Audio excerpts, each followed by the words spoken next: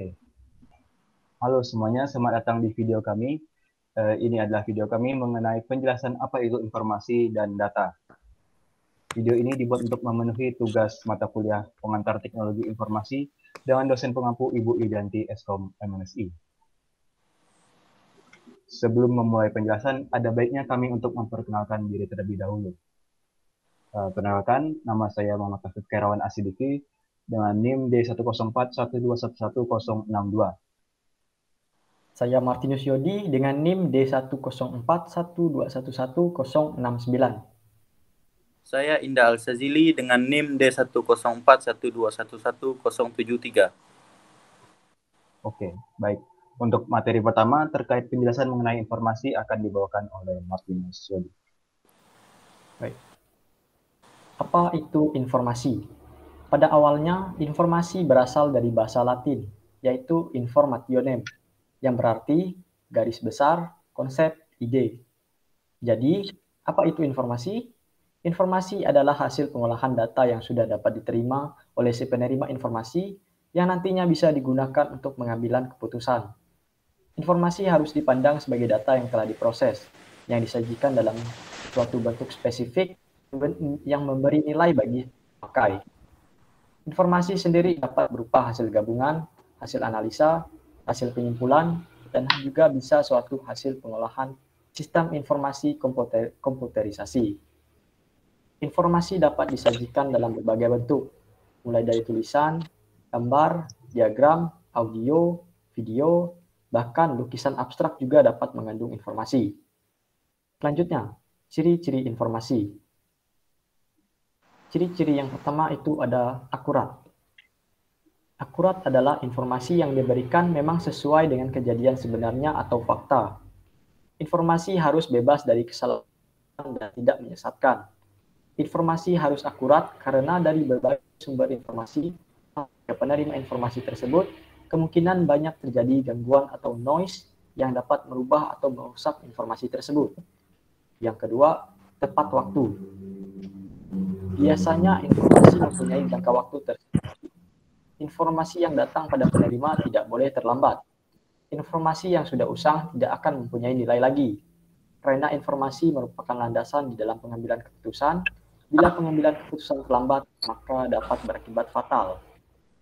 Yang ketiga, relevan.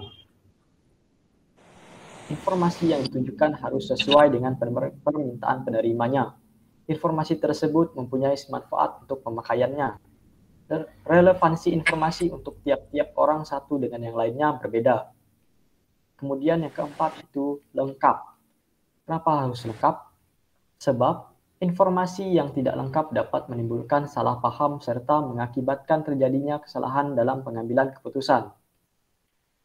Kemudian selanjutnya fungsi informasi. Yang pertama, menambah pengetahuan. Informasi sebenarnya sangat bermanfaat sebab membuat seseorang jadi mengetahui sesuatu yang sebelumnya tidak ia ketahui. Yang kedua, mengurangi informasi yang tidak pasti. Informasi dapat membantu kita untuk mengetahui secara pasti apa yang sedang terjadi.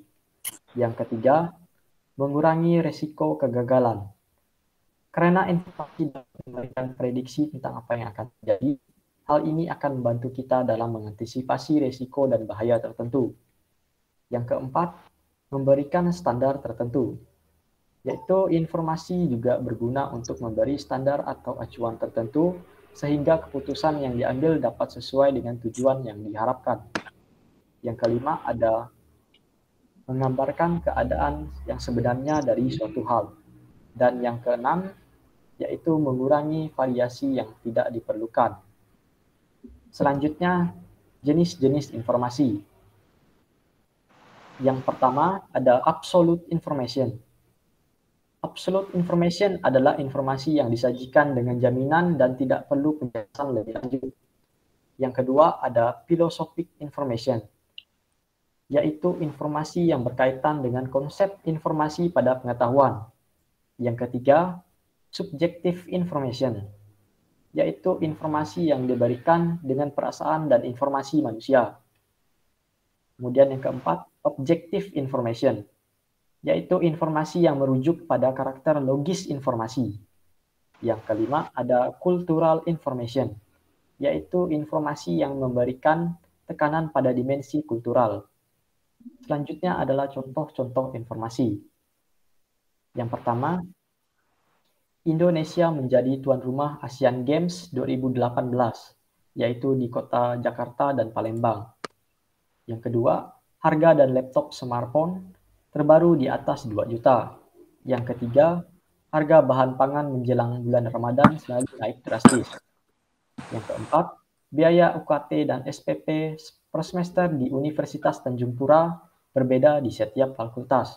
Dan yang kelima, jadwal pendaftaran CPNS dimulai pada tanggal 30 Juni sampai 26 Juli.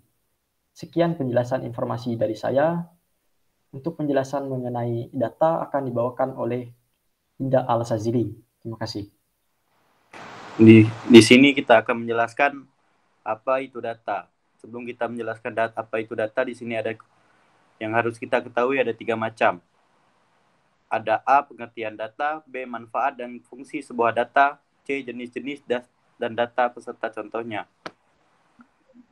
A, pengertian data. Data adalah merupakan sekumpulan keterangan atau fakta yang dibuat dengan simbol, angka, kata-kata, maupun kalimat.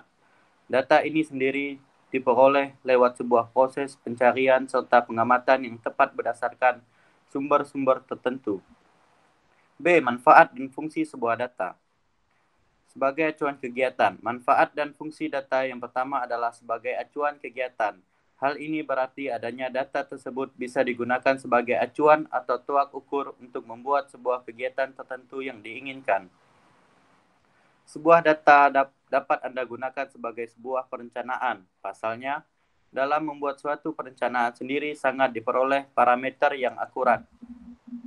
Sementara dapat tersebutlah yang dapat digunakan sebagai parameter sekaligus acuan dalam membuat sebuah perencanaan. Tak hanya itu, sebuah data juga dapat digunakan sebagai bahan perkiraan keadaan di waktu yang akan datang. Dengan melihat data tersebut, maka sebuah perencanaan akan lebih terarah sehingga dapat diperoleh hasil yang tepat. Sebuah data juga dapat bermanfaat untuk membuat sebuah keputusan. Dari data yang ada tersebut, seseorang dapat membuat keputusan terbaik terhadap suatu permasalahan yang ada. Dengan begitu, seseorang akan dengan mudah menentukan keputusan berdasarkan data yang dapat dipertanggungjawabkan. Ada sebagai bahan untuk mengevaluasi. Selain beberapa manfaat dan fungsi data di atas, sebuah data juga dapat dijadikan sebagai bahan evaluasi.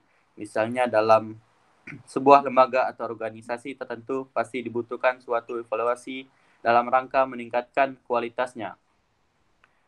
C. Jenis-jenis data beserta contohnya. Sini ada jenis-jenis data. 1. Ada berdasarkan cara memperolehnya. 2. Data berdasarkan sumber. 3. Data berdasarkan sifat. Setelah mengetahui apa itu pengertian data, manfaat dan fungsinya, maka sangat penting bagi Anda untuk mengetahui juga jenis-jenis dari data itu sendiri. Dengan begitu, pengetahuan Anda mengenai data akan bertambah lagi. 1. Data berdasarkan cara memperolehnya. Jenis data pertama ini adalah berdasarkan cara memperolehnya. Adapun cara memperoleh data tersebut dibedakan menjadi 2, yakni data primer dan data sekunder. Data primer merupakan data yang diperoleh serta dikumpulkan secara langsung dari objek yang sebelumnya sudah diteliti oleh sebuah organisasi maupun perorangan. Sebagai contoh, data hasil survei, data hasil wawancara, dan data kuesioner. Yang kedua ada data sekunder. Data sekunder merupakan data yang dapat Anda peroleh dari sumber lain yang sudah ada sebelumnya. Hal ini berarti dalam data sekunder, seseorang tidak perlu mengumpulkan data secara langsung dari objek yang ingin diteliti. Umumnya, data jenis ini sendiri bisa didapatkan dari penelitian-penelitian sebelumnya yang sudah jadi, baik itu merupakan tabel, grafik, maupun diagram. Sebagai contohnya adalah data penyakit tertentu, data sensus penduduk, dan lainnya. 2. Data berdasarkan sumber. Jenis data selanjutnya adalah data berdasarkan sumber. Data data jenis ini sendiri terdapat dua macam, yakni data eksternal dan data internal. Apa itu data eksternal? Data eksternal merupakan data yang didapat dari luar organisasi ataupun tempat di mana penelitian tersebut dilakukan. Umumnya, jenis data yang satu ini digunakan sebagai pembanding satu tempat dengan tempat lainnya. Misalnya data kependudukan, data jumlah siswa sekolah lain, data penjualan produk perusahaan lain, dan sebagainya. Dan ada data internal. Apa itu data internal? Data internal merupakan data yang Anda dapatkan langsung dari sebuah organisasi maupun tempat berlangsungnya penelitian itu sendiri. Misalnya, data karyawan sebuah perusahaan, data kepuasan, pelanggan sebuah perusahaan, dan lain sebagainya. Yang ketiga, ada data berdasarkan sifat. Data berdasarkan sifat merupakan data yang dibedakan berdasarkan sifatnya, yakni ada data kuantitatif, data kualitatif. Apa data kuantitatif? Merupakan data yang diperoleh dengan melakukan survei sehingga mendapatkan jawaban yang berupa angka. Data ini sendiri bersifat lebih objektif. Dengan begitu, saat Anda melihat data atau membaca data ini, tidak akan menafsirkannya dengan berbeda. Contohnya, Rani berumur 34 tahun, tinggi badan Alpin 168 cm, suhu badan Tino 36 derajat Celcius, dan masih banyak lagi. Dan ada data kualitatif. Apa data kualitatif? Berbeda dengan kuantitatif yang datanya merupakan angka, dan kualitatif merupakan data yang lebih deskriptif, yakni sebuah data yang tidak berbentuk angka. Umumnya data ini dibuat dengan menggunakan gambar, simbol, maupun bentuk verbal lain. Data jenis ini sendiri dapat diperoleh lewat isian kuesioner, studi literatur, observasi, wawancara, dan lainnya. Tak heran apabila data jenis ini lebih bersifat objektif, sehingga saat orang membacanya pun dapat menyebabkan adanya penafsiran yang berbeda. Contohnya, kualitas pelayanan rumah sakit, kuesioner tentang kepuasan pelanggan, dan sebagainya. Sekian dari pengertian data, sampai di sini saja. Oke, terima kasih teman-teman atas penjelasan materi mengenai informasi dan data tadi. Jadi di sini saya akan menyimpulkan apa yang telah Yodi dan Sajil paparkan sebelumnya. Yang pertama adalah informasi. Informasi adalah hasil dari data yang telah diproses, yang disajikan sedemikian mungkin bagi pemakai yang nantinya bisa dimanfaatkan dalam berbagai banyak hal. Seperti untuk mengambil keputusan, menambah pengetahuan, memberi standar tertentu, dan menggambarkan keadaan yang sebenarnya dari suatu hal. Informasi sendiri memiliki berbagai macam ciri, yaitu akurat, tepat waktu, relevan, dan lengkap. Contoh dari informasi sendiri adalah seperti Jakarta dan Palembang menjadi tuan rumah Asian Games 2018 di Indonesia, biaya UKT dan SPP per semester di Universitas Tanjung Pura berbeda-beda di setiap fakultas, dan lain-lain. Lanjut, untuk materi kedua yaitu data. Data adalah kumpulan dari keterangan atau fakta yang diperoleh lewat sebuah proses pengamatan dan pencarian dari sumber-sumber tertentu. Data ini memiliki manfaat sebagai acuan kegiatan, dasar perencanaan, dasar dalam mengambil keputusan, dan hasil evaluasi dan bahan evaluasi.